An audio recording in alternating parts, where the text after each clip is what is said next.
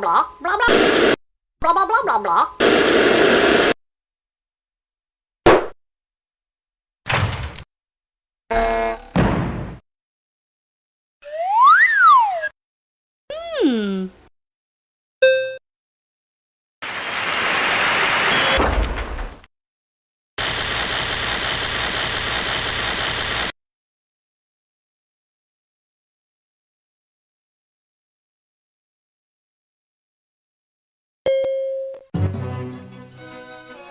Optonica is situated in the heart of rural England, in a Grade 2 listed building on the south side of Leicester, and enjoying excellent communications access via the local M1, M6 and M69 motorways. Company directors Lee Gibson and Kevin Stevens have been dedicated to the emerging multimedia industry for some years, and they have continued to be excited by the endless possibilities for the medium.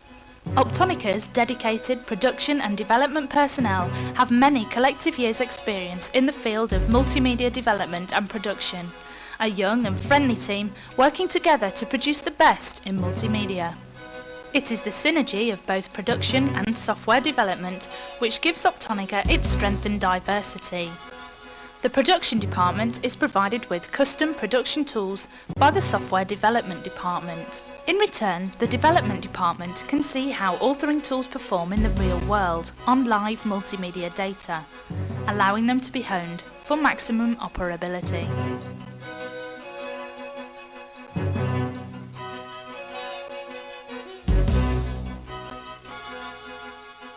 Optonica is probably the oldest and largest multimedia production house in Europe, working specifically with AMIGA and CDTV development, and has expertise in production for both consumer and professional markets.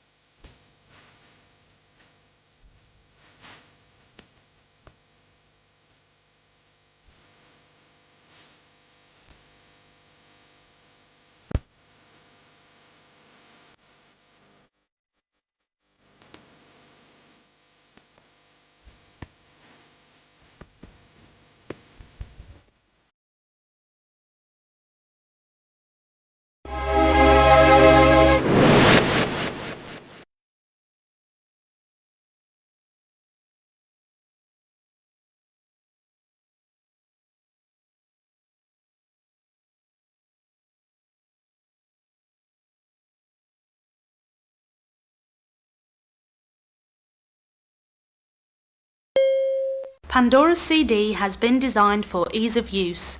Part of the fun of this title is in exploring its many facets, so there is no guided tour here. This help tour is designed to give basic title operating procedures so that you can start exploring straight away. The CDTV option is primarily designed for those users wishing to explore Pandora's in the true armchair multimedia fashion. The AMIGA option is designed for those who are using an AMIGA and CD-ROM and wish to explore at a lower level via Mediator, the supplied file management system. You should find whichever method you use to explore, there is something for everyone in Pandora's CD. Except when using Mediator via the AMIGA main menu option, Pandora's CD is operated totally with the buttons indicated. The 4 arrow buttons are used to move the flashing highlight around selected areas. The A button is used to select the currently highlighted area, and the B button will back up to the previous level. For example, you pressed A over help to get this far. Pressing B will now stop this help talk. Pressing B again will back up to the main title page. Each press of the A button goes into Pandora's one level deeper. Each press of the B button backs out one level.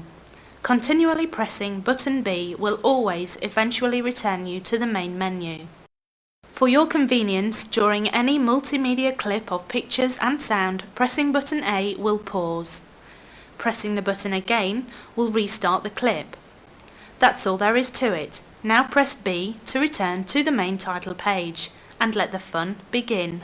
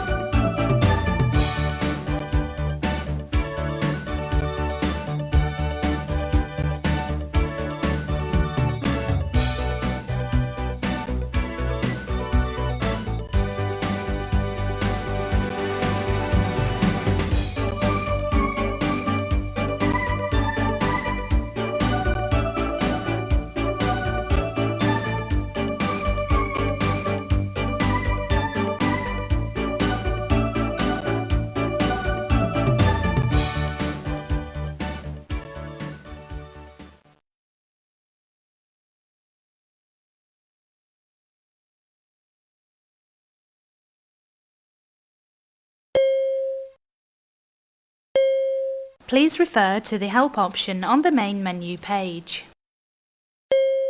Please refer to the Help option on the main menu page.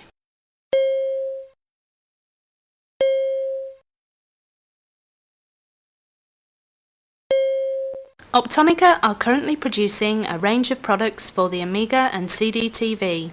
Here are just a few. Simpatica allows AMIGA and 24-bit graphics to be rendered frame by frame to a suitable video deck. The powerful user-friendly software has been designed for non-technical users with such features as on-screen deck control, image-based editing, 2 preview modes, video tools, unattended operation and much more besides, a must for all video studios using the AMIGA. Interplay is the first in a range of multimedia authoring tools for CDTV title production. Using a simple page layout system means no programming is required. Tools for creators, not programmers. Interplay allows you to quickly and simply build page layouts using inbuilt box styles or create your own and import them. The choice is yours. Once your page is laid out, simply attach multimedia clips to the on-screen boxes to be shown when activated. These can be text, music, narration, sound effects, pictures, animations, motion video, CD audio or program launches in any combination. Automatically create and author lists in 4 different ways. Lists are simple to operate and very useful for handling large data entries or complex page navigation. Interplay was used to produce this disc and Insight technology, proving the commercial possibilities are unlimited. VideoStream is a motion video production system for CDTV, again aimed at non-technical creators and publishers. Frame accurately digitized video and lip-sync audio from a suitable video deck in minutes. Author them into your applications in seconds. VideoStream, Optonica Limited, Lip Sync, Interplay. The main panel of VideoStream shows deck control, multi-clip video in-out points and all other functions for quickly creating and testing your CDTV motion video. If you need to edit your video or associated audio, this panel contains a whole host of digital editing tools to make life easy. VideoStream is supplied with a standalone player and runtime module for use in your applications. Insight Technology, the first title in the Insight series, produced by Optonica and published by Commodore. The project utilises all original material and is just bursting at the seams with multimedia. Learn how today's technology works with 265 text articles, 700 photographs, 130 animations, 180 computer graphics, 35 video clips and narration from aerofoils to X-rays. A small sampler of Insight technology can be found elsewhere on this disc.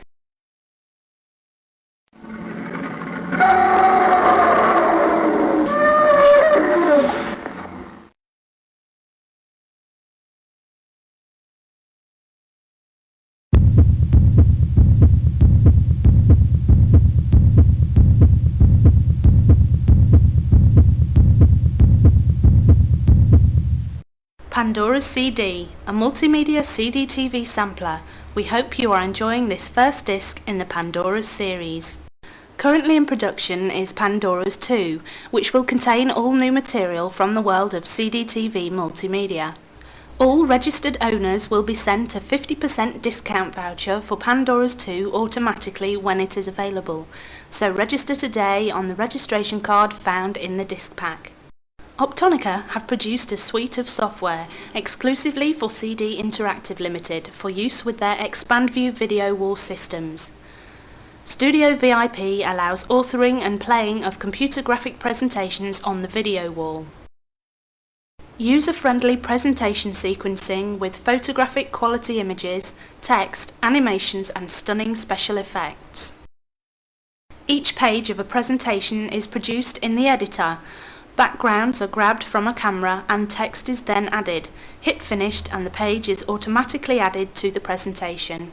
In addition to Studio VIP is the Super Bowl scoring software, ideal for use with the CDI video wall at all sporting and leisure events. On-screen scoring, messaging, clock and real-time animations make this system a wow with spectators. The system is easy to operate from this operations panel and features full online help, point-and-click operation, multi-bank messaging system and much more.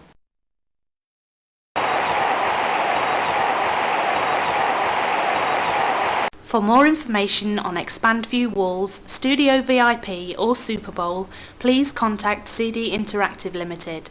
For more information on all other products, contact Optonica Limited.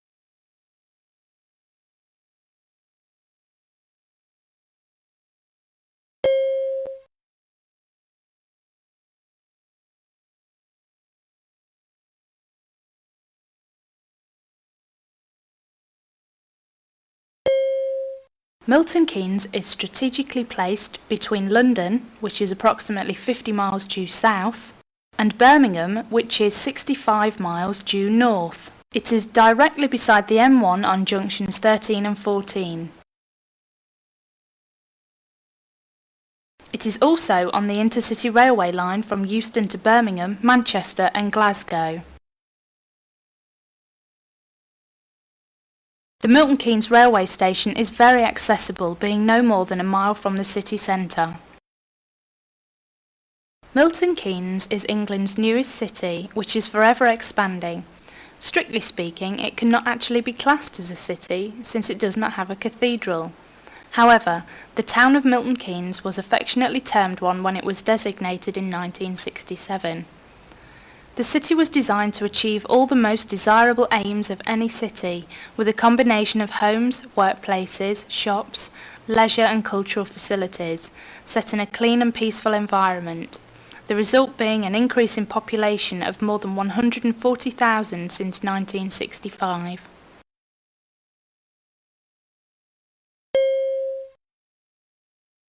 There is always something happening in Milton Keynes. Whatever your interests may cover, there is somewhere you can pursue it. Here is a small selection of the facilities available. To choose one, please select a box. Visitors cannot help to notice the magnificent glass-fronted buildings, spacious boulevards and amazing lack of dirt and litter, quite apart from the well-designed layout of this unique city centre. To view a particular section of this area in more detail, please select the appropriate box. This is Milton Keynes railway station. It is placed on the intercity line from Euston to Birmingham.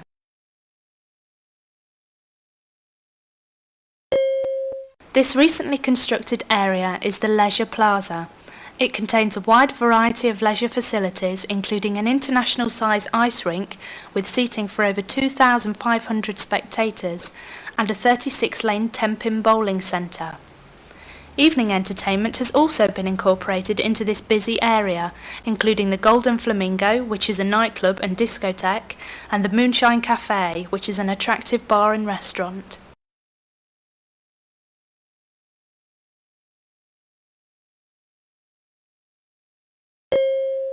This is Central Milton Keynes bus station.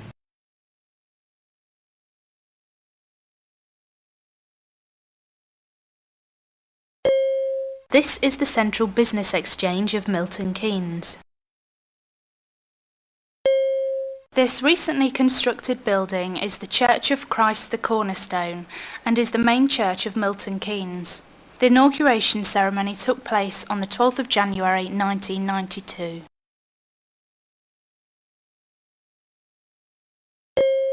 You have now selected the Central Milton Keynes Library, which is the largest library in Buckinghamshire with over 140,000 books, covering adult and children's lending and reference departments.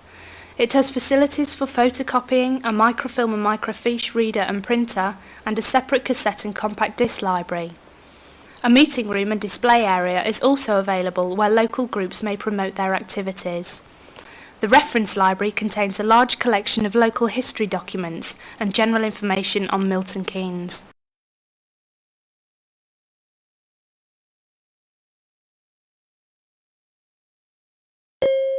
This recently constructed building is the Church of Christ the Cornerstone.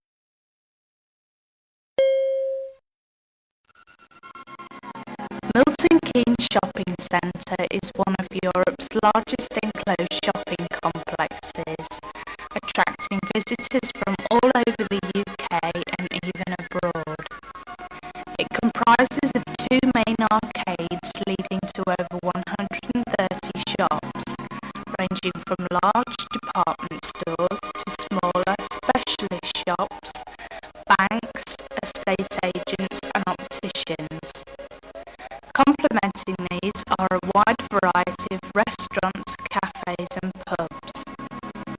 An open market is held in the market square on Tuesdays and Saturdays, while on Thursdays there is a specialist market for crafts and collectors.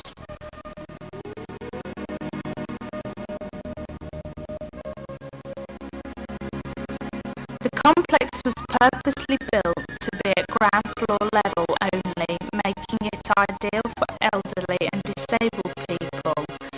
Wheelchairs can even be obtained if arranged prior to the visit.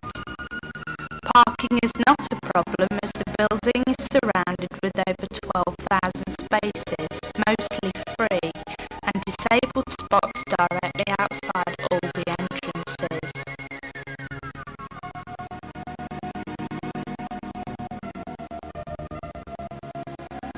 For a further guide to what Milton Keynes Shopping Centre has to offer, there is an information kiosk directly behind the market square.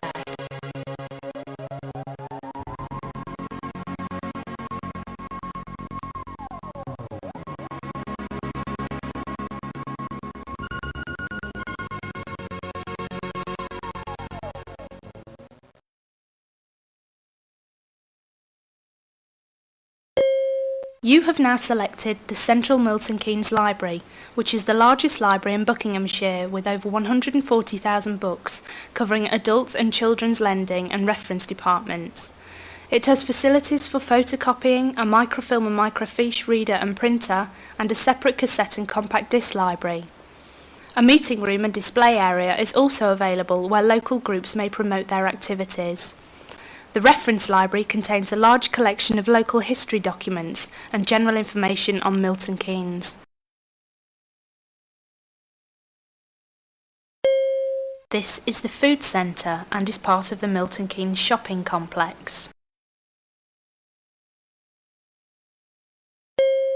Throughout Milton Keynes, visitors cannot help noticing the wide variety of unusual and interesting architecture. A typical example of this is AMC The Point. This stunning complex was designed to be a complete entertainment centre. It is divided into several sections, including a 10-screen cinema, which is leading the way in a nationwide increase of interest in films. There is also a bingo hall, restaurant, bar, nightclub and discotheque.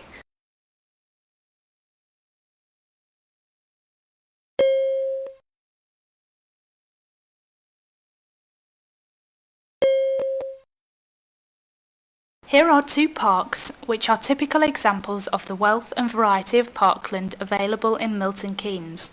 To view, please select the appropriate box. You have now selected the Peace Pagoda, situated beside the North Lake of Willen Lakeside Park. You are now invited on a tour covering the grounds of Milton Keynes Peace Pagoda. Please click on one of the highlighted arrows in the direction you wish to go. This majestic sanctuary was the first peace pagoda to be built in the Western Hemisphere and was built by the monks and nuns of the Nippon-san Moihoji. It enshrines sacred relics of Lord Buddha presented from Nepal, Sri Lanka and Berlin. In September 1980, the inauguration ceremony was presided over by the late funder and preceptor of the Order of the Nippon-san Moihoji, Nichidatsu Fuji. The ceremony was attended by religious leaders and peace-loving people from all over the world.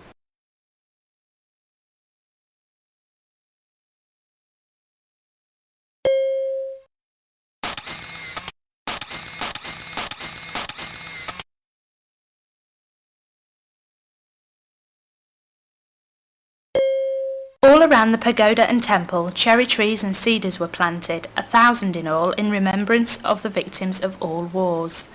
They were kindly donated by the ancient Japanese town of Yoshino, famous for its cherry blossom. Pressing the up arrow button will take you through a narrated story of the life of Buddha. Prince Siddhara was born in the Lumbini Garden at the foot of the Himalayas more than 2,500 years ago. Immediately he took 7 steps towards each of the directions of the compass. After completing this, he pointed to the heavens with his right hand, and with his left he pointed to the earth. He then announced the purpose of his birth. Above and below heaven, there is no one but I alone to be revered. This triple world being the realm of suffering, I will bring deliverance to all living beings.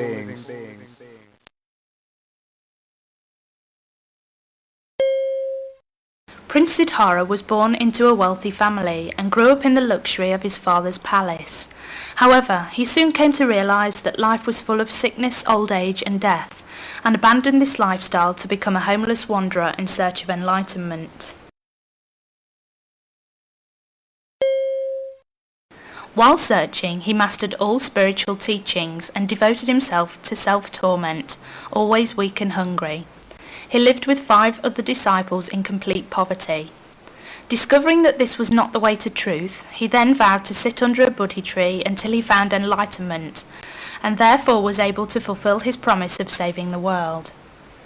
The king of Mara, who ruled the powers of evil, tried to torment and corrupt Siddhara, but he fought these temptations off by touching the earth with his right hand. For 3 weeks Siddhara, now Buddha himself, sat in blissful peace.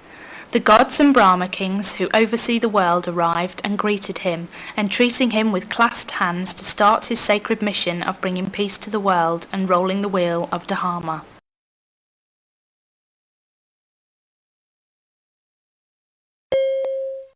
The Buddha decided to preach the Dharma. At the deer park near Sarnath, he gave his first sermon to the 5 men he has studied with before, marking the beginning of the teachings of Buddha. The Buddha continued preaching throughout India, meeting a king in Magadha who was so impressed with his teachings that he decided to become a follower. King Bimbisara gave the Buddha and his followers the Bamboo Grove Park as a place for their first monastery.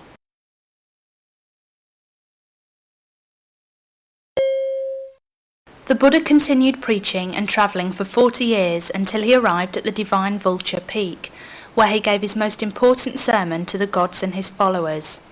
Here he spoke of the unity of all religious teachings and everything that had ever existed, promising that everyone would become Buddha. As he spoke, a magnificent pagoda appeared, dedicated to a former Buddha called Abundant Treasures, who confirmed the profound truth of these teachings. Together, the Buddhas promised to save the world from suffering, bringing eternal peace. After 50 years of teaching, the Buddha asked that a couch be prepared for him at Kusingara. Beneath 2 flowering sala trees, he started on his last journey, surrounded by his disciples. The Buddha asked them if they had any further questions, but none replied. He then encouraged his disciples to follow his example and passed away as flames ceased to burn. He remains forever in this world.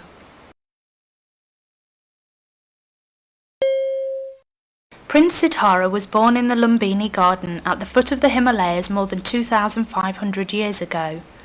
Immediately he took 7 steps towards each of the directions of the compass. After completing this, he pointed to the heavens with his right hand, and with his left he pointed to the earth. He then announced the purpose of his birth. Above and below heaven, there is no one but I alone to be revered. This triple world being the realm of suffering, I will bring deliverance to all living beings.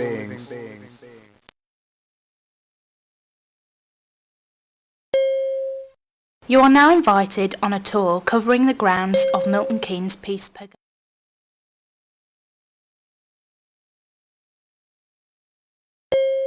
Here are 2 parks which are typical examples of the wealth and variety of parkland available in Milton Keynes. To view, please select the appropriate box. Campbell Park is one of many recreational environments developed to enhance the feeling of greenery and space throughout Buckinghamshire's beautiful countryside.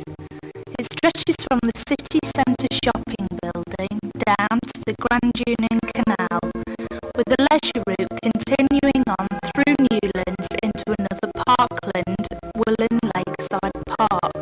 The area has been designed as a lively city centre with imaginative landscaping, flower beds, streams and areas for special events.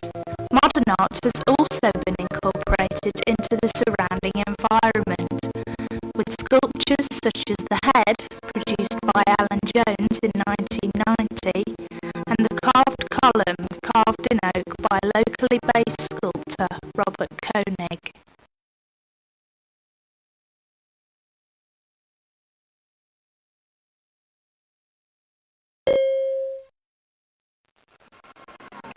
Woolen Lake covers an area of approximately 170 acres of land. It is divided into 2 parts, the North Lake, which is ideal for walking, picnicking and bird watching, and the South Lake, which can be used for numerous water sports including sailing, canoeing, rowing and windsurfing. If you wish to participate in any of these but do not have the equipment, the nearby water sports centre will be happy to provide this for a small fee.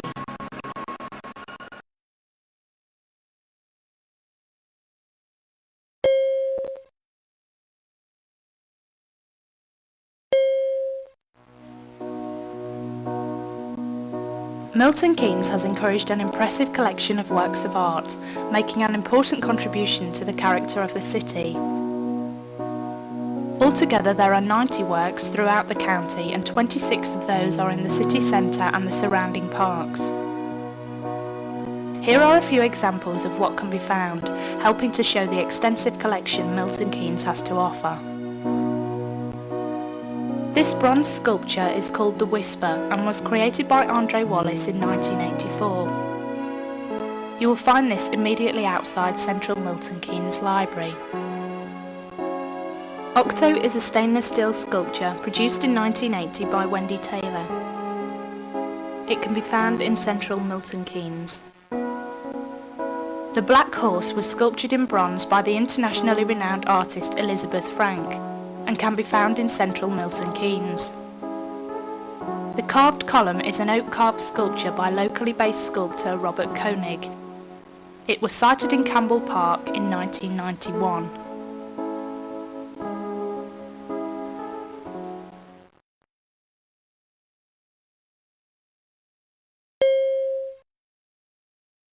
Whenever people think of Milton Keynes, they usually visualise an ever-expanding city with modern architecture and a clean environment. However, on closer inspection there is ample evidence of tradition and history. One such place is Bradwell Village, which has a wonderful past for you to discover. Please select the destination you wish to enter. Bradwell Windmill is actually situated in the recreation grounds of Bradville. It is one of the few remaining windmills in England which is still in working order. This attractive tower mill was built in 1816 using the familiar building material limestone. The cap is shaped in the traditional upturned boat style and has a raised walkway tending the sails. The interior has recently been restored and is now open to the public.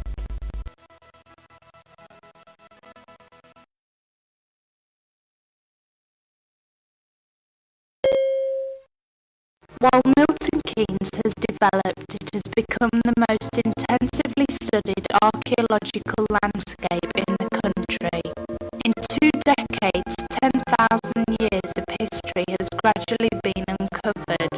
One such example is Bradwell Abbey, where members of the public may experience for themselves a taste of life in the 16th century. This picture is an artist's impression of what the priory looked like in 1526. The purple areas designate the buildings which are still standing. These include, from the top, the Chapel of St Mary, the Bakehouse, the Malt House and the Tithe Barn. To view either the chapel or the barn in more detail, please select the appropriate information symbol.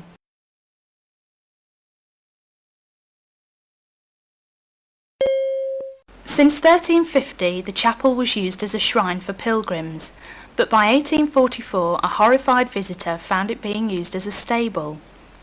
By the 20th century it was used as a carpenter's shop but fell into decay, and by 1950 part of the roof had collapsed, dissolving lime wash which revealed wall paintings that had been concealed for 300 years. A small section of the floor contains the original medieval tiles produced locally at Great Brick Hill.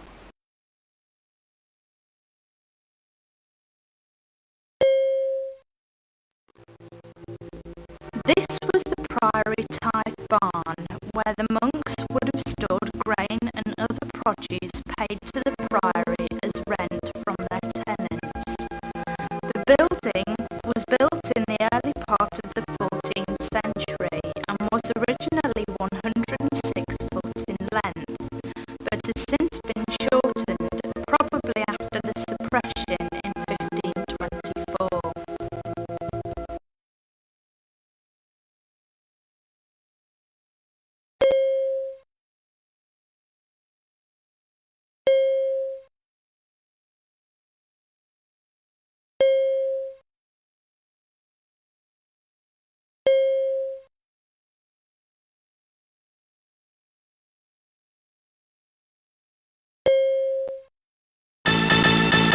Nuclear reactors, by their very nature, create high levels of radioactivity, so it is vitally important that strenuous safety measures are used and adhered to. This demonstration of multimedia as an information provider aims to show how the UK's nuclear power industry ensures the safe generation of approximately 20% of the country's electricity.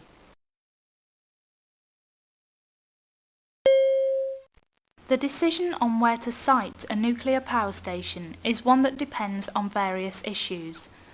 Among these are a stable geological substrata capable of supporting the heavy plant, an unlimited supply of cooling water, and an available local workforce.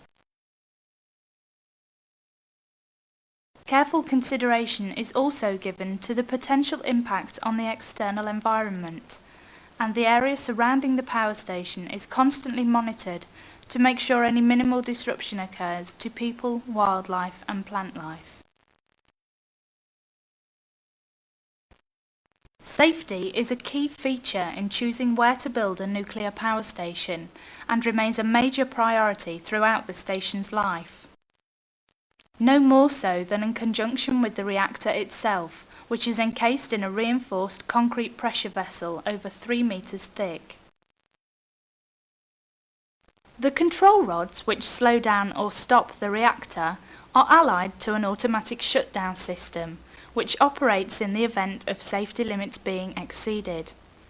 The reactor building is usually gas-tight as an extra defence.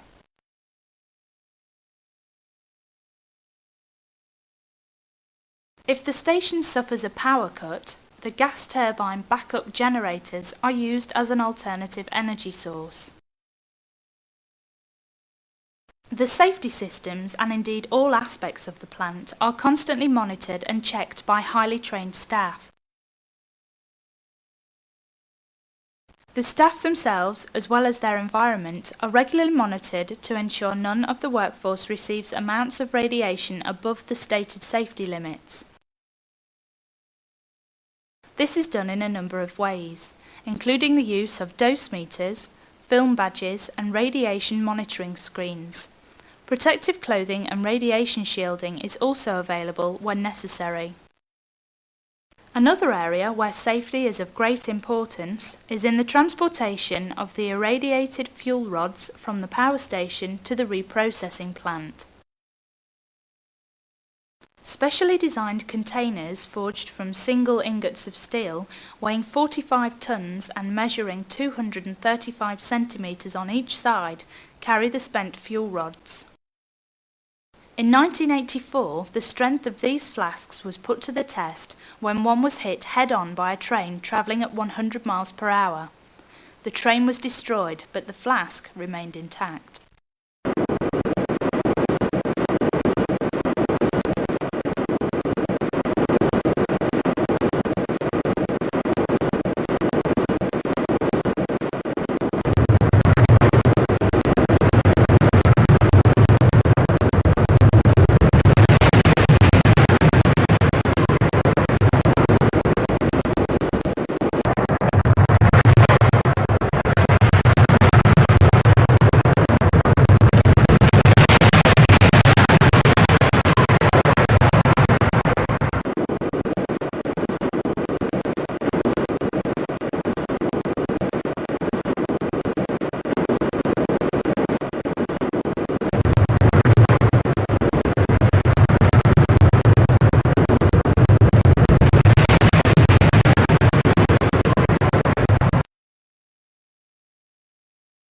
Such is the commitment of the nuclear power industry that after the power station is built, their rigorous campaign for safety extends outside the station for a radius of some 25 miles, where everything from soil, grass and airborne particles to milk, silt and marine life is tested and logged to constantly analyse the radiation levels they receive.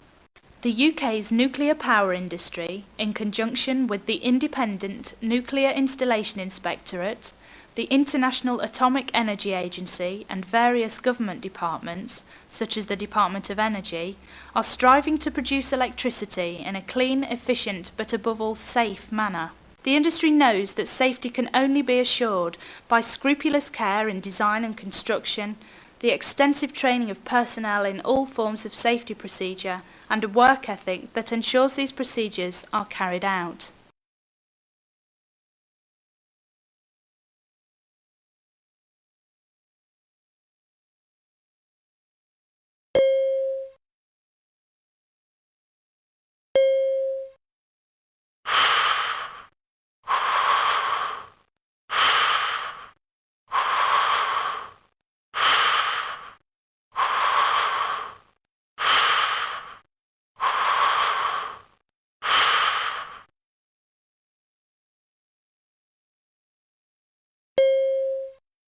Often referred to as the last line of defence, personal protective equipment is always used by the workforce when facing a potential health hazard.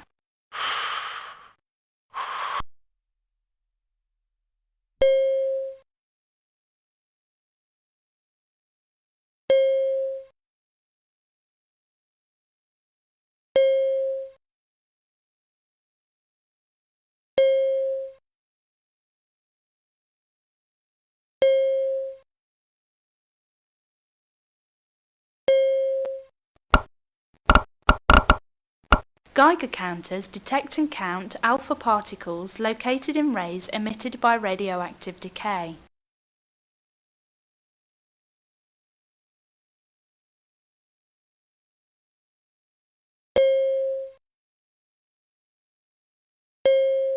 Geiger counters are used extensively throughout the nuclear power industry. The combination of a positive visual feedback and a clearly defined audible response make the Geiger counter an ideal instrument for measuring the amounts of radiation produced during the day-to-day running of a nuclear power station.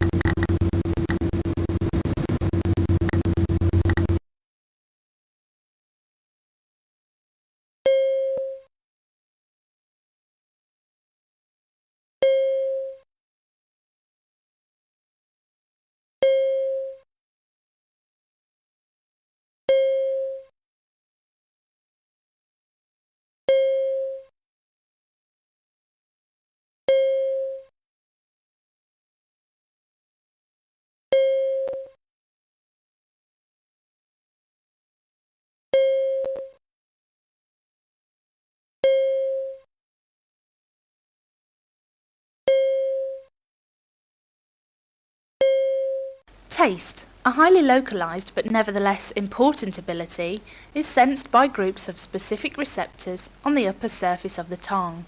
Sugar and sweetness is sensed by the tip of the tongue, and salty flavours are picked up by areas at either side of the tip.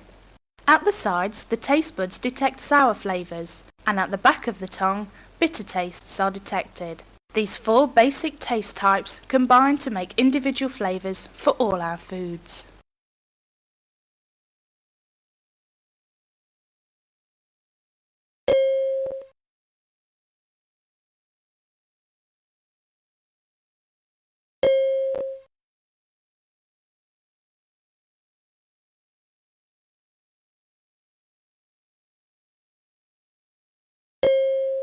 Here, the smell information is finally identified by comparing it against a library of smells that the brain holds.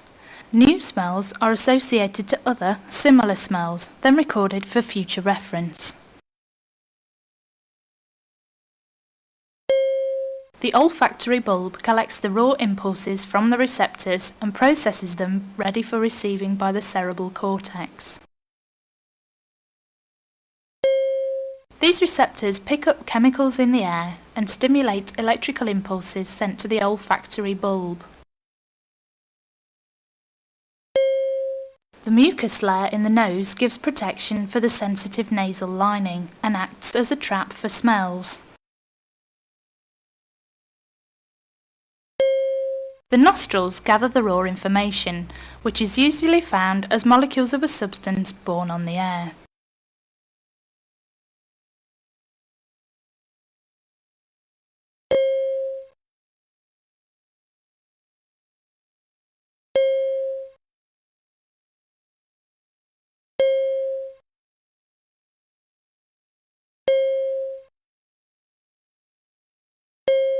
The range and variety of smells that can be detected by the nose is far greater than that of tastes, and often conditions our attitudes towards various types of food. In animals, the sense of smell is even more important, as many animals use smell as a means of both personal and territorial identification. In herbivores, smell provides a means of early warning against approaching predators, whilst in carnivores it is a useful tool for hunting down prey.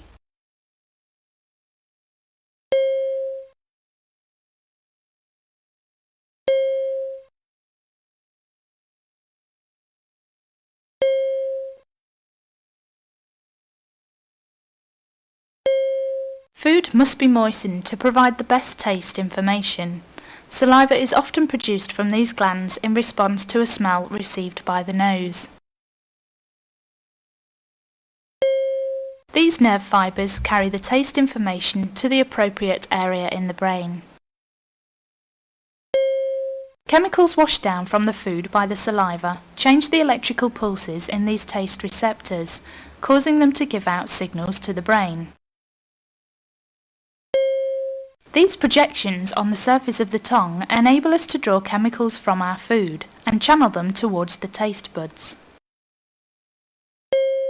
This membrane is a simple protective layer on the tongue.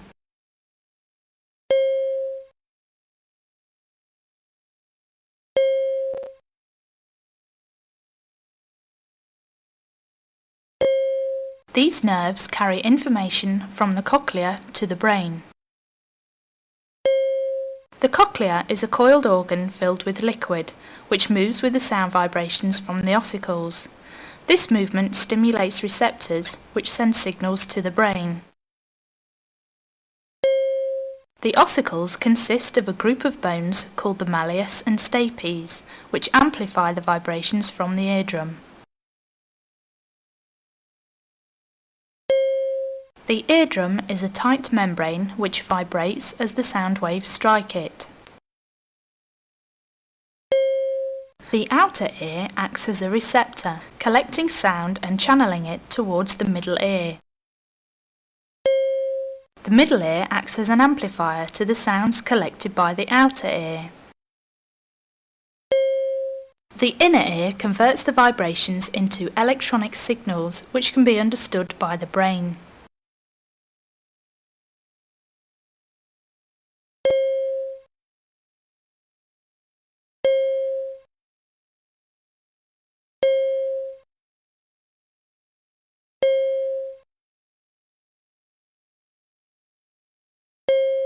These canals provide us with our sense of balance. For humans, sound serves as an important source of additional information, supplementing sight greatly. This sound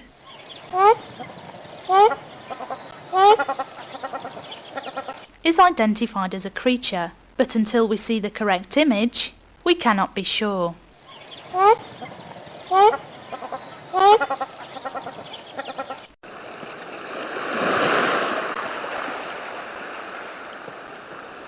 Some sounds, such as this sea wash noise, are easily recognised.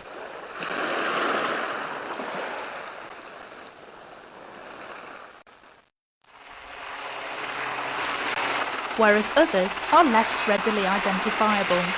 Is this image the correct one? No, this helicopter is quite clearly correct.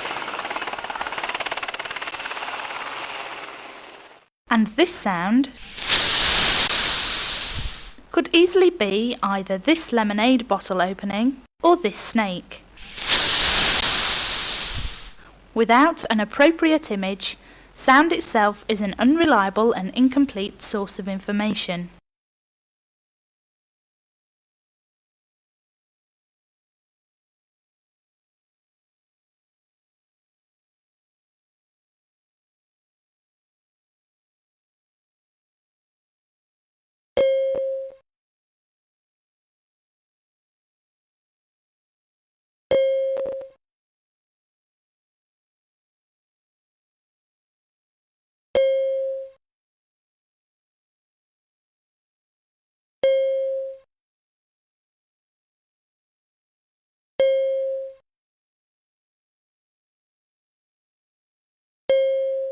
In perfect vision, the construction of the eye is such that an object's image is focused exactly onto the back of the eye. With nearsightedness, the eye is stretched, making the image focus in front of the focal point. With a concave corrective lens, the image can be made to focus at the proper point. Similarly, long-sightedness means the eye is shortened, making the image focus behind the focal point. Again, with the proper corrective lens, this time a convex lens, This too can be made to focus at the correct focal point.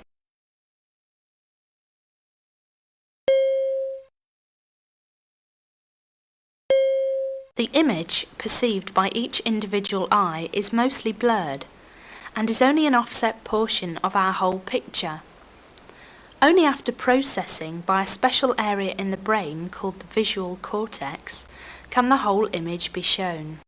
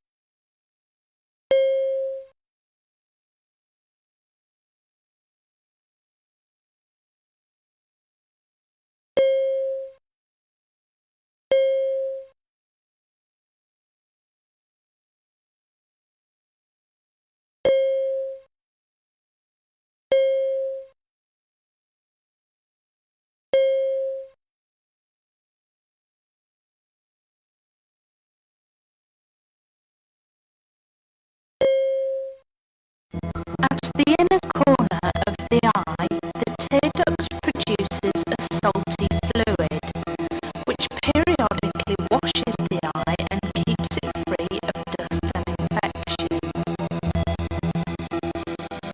The eyelashes are also part of the eye's protective system. They keep dust and grit from entering and damaging the delicate surface of the eye.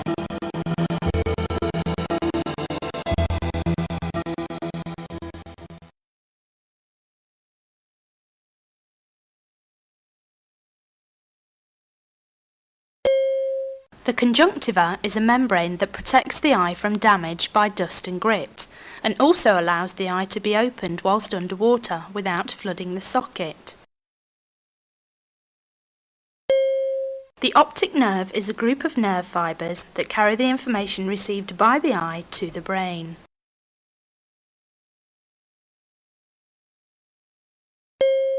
The vitreous humour is a jelly-like substance that allows the light to pass through it to the sensitive cells at the back of the eye. The iris is sensitive to light and will contract and expand to allow the right amounts of light into the eye. The retina is the sensitive lining of the inner eye, made up of two kinds of special cells called rods and cones, which deal with light intensity and colour respectively. The inner lens is a fine focus lens. Its soft body allows its shape to be altered to focus on near objects. The cornea is a fixed focus lens which accounts for over half of the eye's focusing power. The anterior chamber is filled with a watery substance that is constantly being renewed by special membranes in the eye.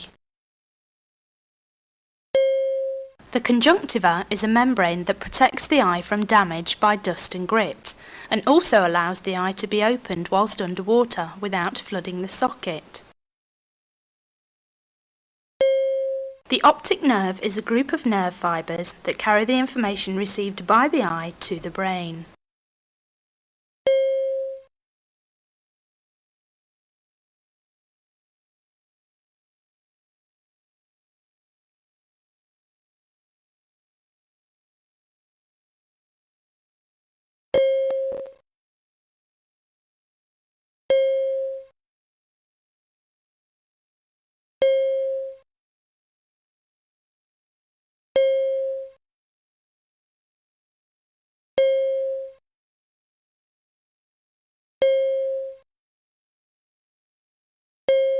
Information received through touch is relayed to the brain via the spinal cord, which handles that information in two ways. Well-localized touch and light pressure are sent via a special pathway directly to the brainstem. Pain and heavy pressure, however, are partially analysed in the spinal cord itself, and the information is filtered before arriving at the brain, to lessen any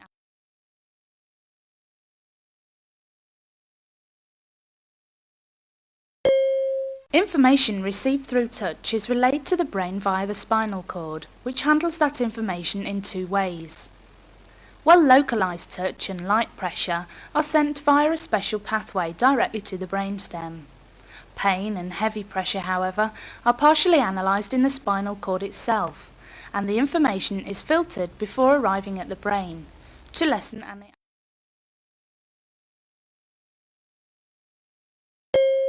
This thicker, softer layer contains the sweat glands, hair follicles and nerve endings. The Pacinian corpuscle is sensitive to pressure.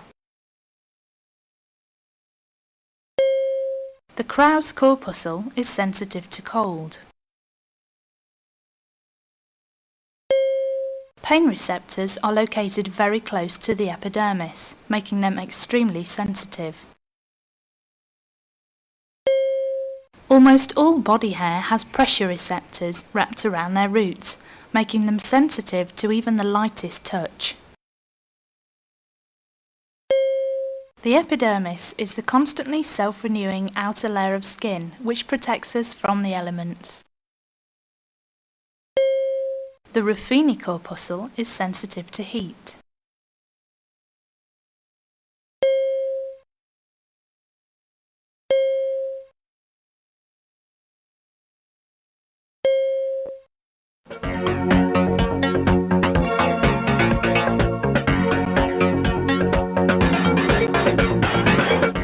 Welcome to Insight Technology, the first title in the Insight series produced exclusively for CDTV by Optonica Limited.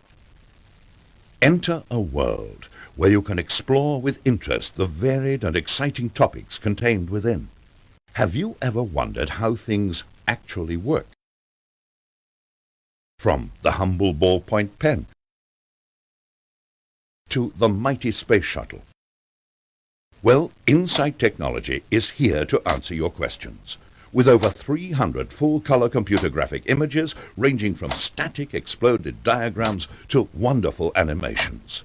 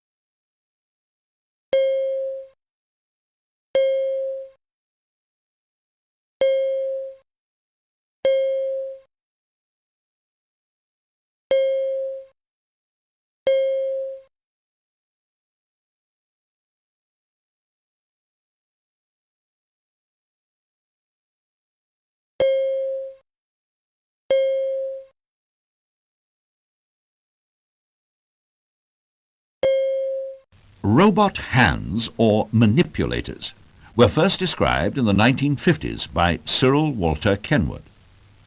His idea of applying this device to assemble, manipulate, and position apparatus has revolutionized the workplace over recent years. Robots now bring a highly specialized and consistent quality to production line work, for example in car construction.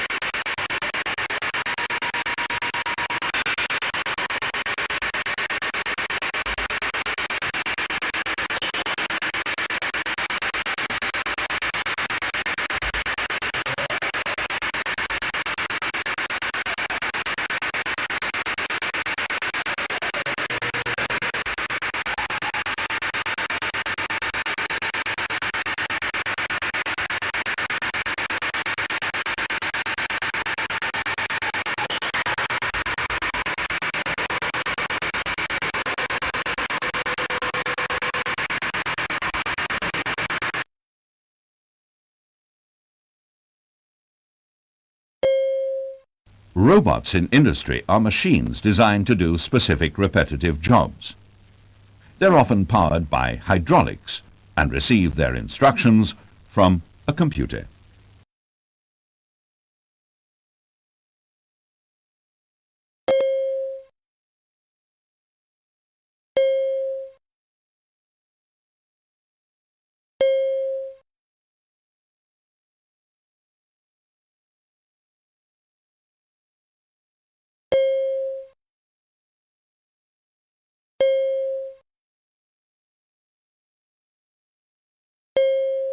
The spacesuit was designed to allow the astronaut independence on the moon. The outer garment is designed to provide protection from the harsh cold of space, and also the possibility of a micrometeoroid puncturing the suit. The lunar overshoe and the overglove are both built to protect the wearer's extremities, whilst giving maximum comfort and maneuverability. The portable life support contains all the air and water for an 8-hour journey and features a special purge system for recycling the wearer's air. All of this can be controlled from a unit on the front of the suit. Water and oxygen are carried around the suit by tubes connected at the front. The suit is designed with a number of pockets for tools and samples. A special visor protects the wearer's eyes from the rays of the sun, which are at maximum brilliance due to the lack of any atmosphere as we know it on Earth.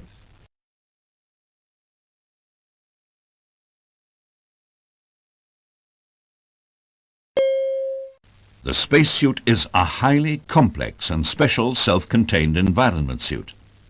It's designed to provide the wearer with all the necessary air, warmth, and sustenance needed for 8 hours survival on the surface of the moon or in space.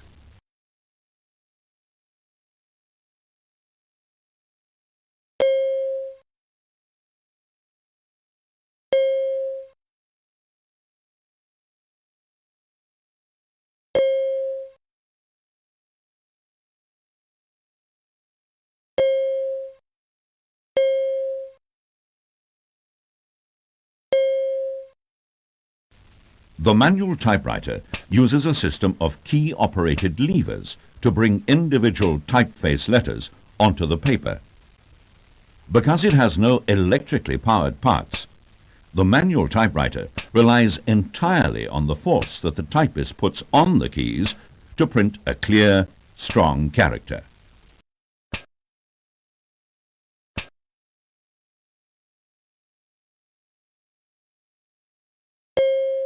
Nowadays, mechanical typewriters have been largely replaced by electric or electronic machines. The only thing remotely similar these days is the keyboard arrangement, which is ironic, as the QWERTY keyboard was planned specifically to avoid the print levers jamming on mechanical systems.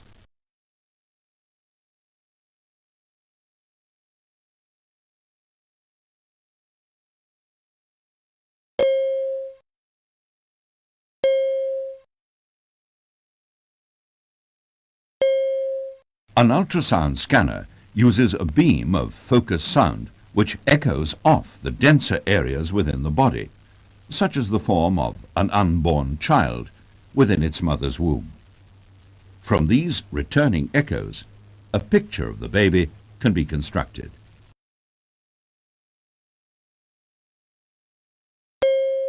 The ultrasound scanner is a development of ASDIC, sonar and the German Fischlupe, designed originally for underwater detection and location. In the 70s, the electronics firm Kelvin Hughes accepted an assignment to design a safe method of prenatal examination, X-ray being ruled out as it could endanger the unborn child. More recently, ultrasound has been used for blood clot and cardiac condition examinations. Such examinations can be of long duration, and the total absence of harmful radiation makes ultrasound the ideal medium.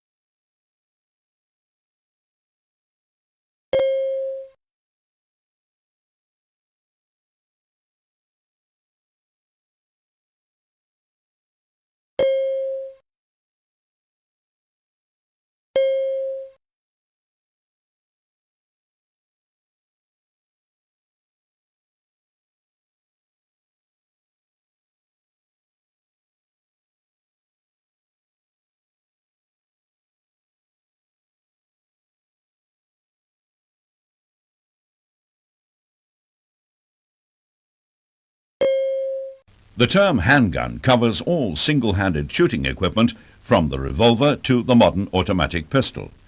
These weapons, above all others, have been glamorized by modern films and television, from the Walter PPK of James Bond to the .44 Magnum of Dirty Harry.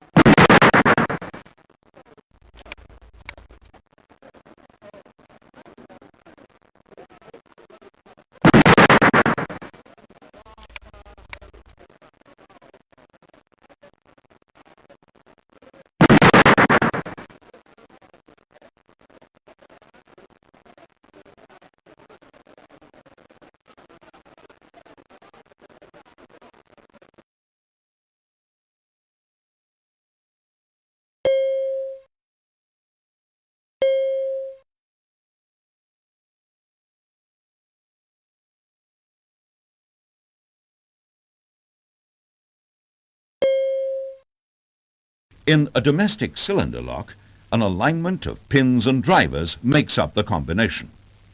Once the correct key is inserted, the cylinder is allowed to rotate, operating a latch bolt mechanism.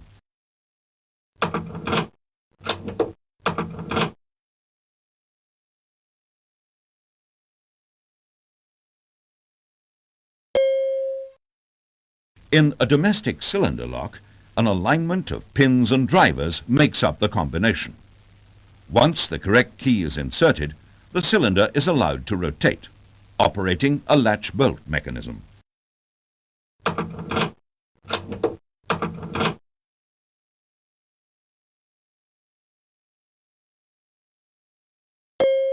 The modern cylinder lock is an ingenious and yet simple invention, the culmination of thousands of years of lock development.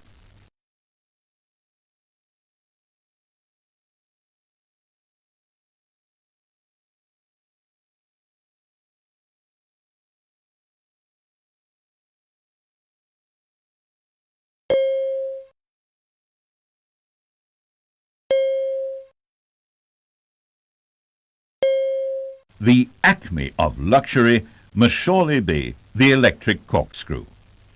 But it's not entirely a matter for flippancy, since for those with arthritic hands or the increasingly common trapped nerve syndrome in the fingers, extracting a cork by manual force can be a painful undertaking. The electric corkscrew solves the problem.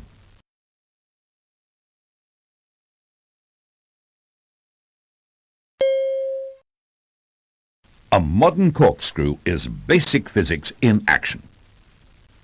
The turning force used to pierce the cork also raises the side levers. Then a downward force applied to the levers pulls out the...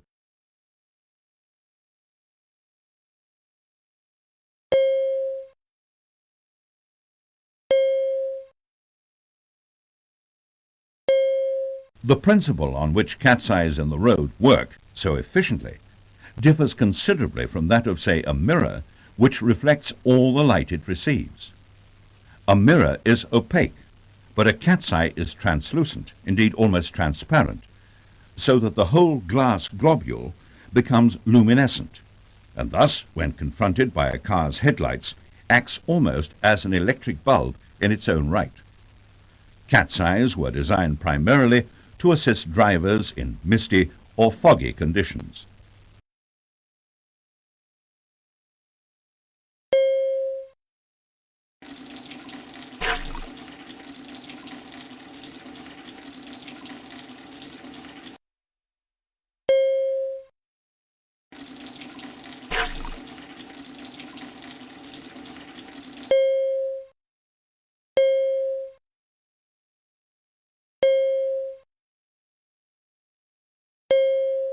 The single-lens reflex camera is popular with professional and amateur photographers alike. The versatility of its design enables the lens to be replaced with other specialist lenses, such as wide-angle, telephoto, fisheye, and a variety of filters.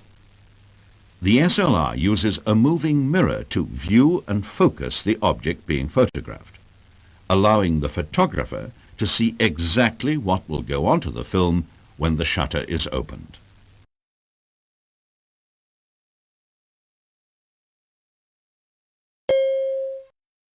In a single-lens reflex camera, the image viewed by the photographer is taken through the main lens, like this. When the shutter is pressed, a mirror inside the camera body moves, and the image is allowed onto the photographic film, like this.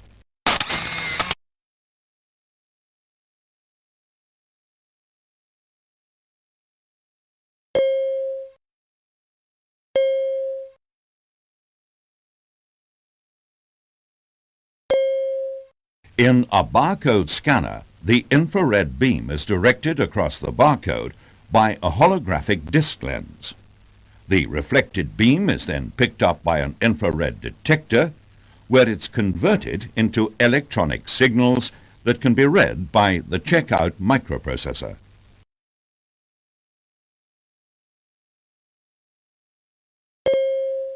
Now a familiar sight in most modern stores, the laser barcode scanner makes goods processing an effortless exercise. The two most popular types are the built-in sweep scanner, where the package is passed over the scanner window, and the handheld scanner gun.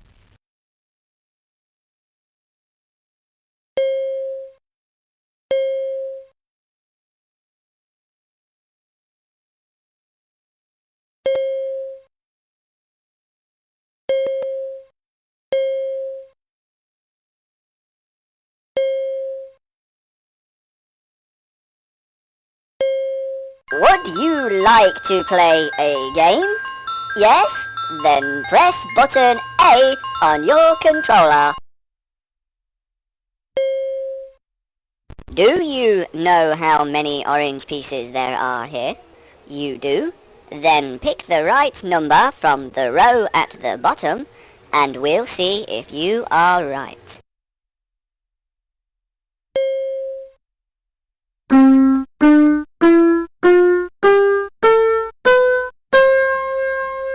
Yahoo!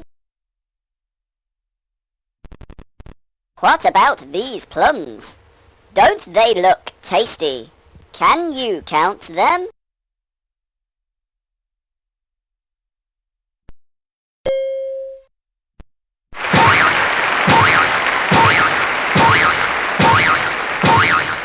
Congratulations! You're doing well at this. Shall we play game 3?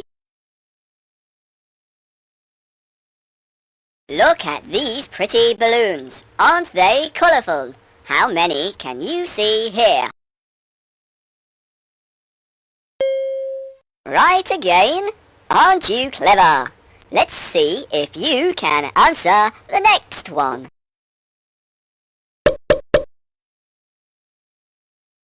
Oh, look! Some of the balloons have popped. Do you know how many are left? I'm really enjoying this. Are you? Let's play some more. Oh, nom nom nom, apples! I like apples, don't you?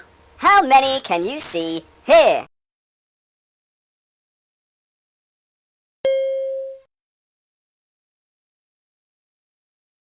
Well done! Yahoo! Well done! I like apples so much, I'm going to go back for one. But wait! Those naughty birds are taking the apples away. Leave some for me. Oh well, at least they've left some. Can you tell me how many?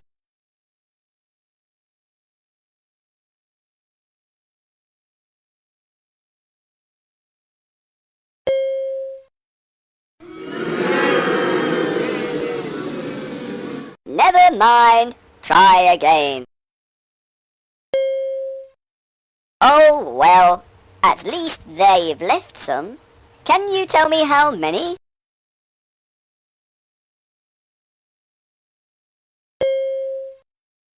Well done!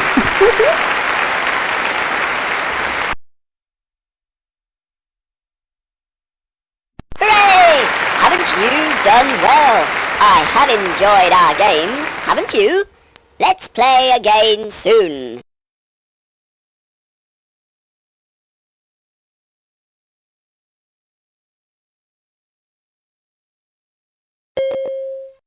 Whilst viewing the photo, texture, clip art or sound effects library, pressing enter on your controller will automatically save the file to a drive in DF0 if attached. If there is no drive or the disk is write protected, the save will not take place. This feature allows you to simply and easily archive library files for your own use.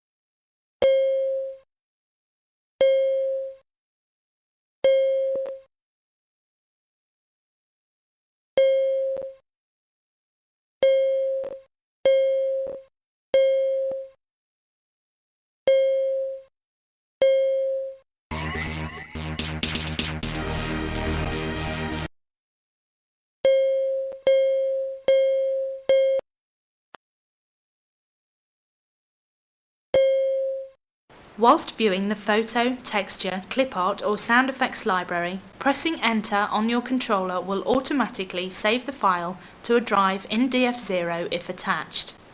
If there is no drive or the disk is write protected, the save will not take place. This feature allows you to simply and easily archive library files for your own use.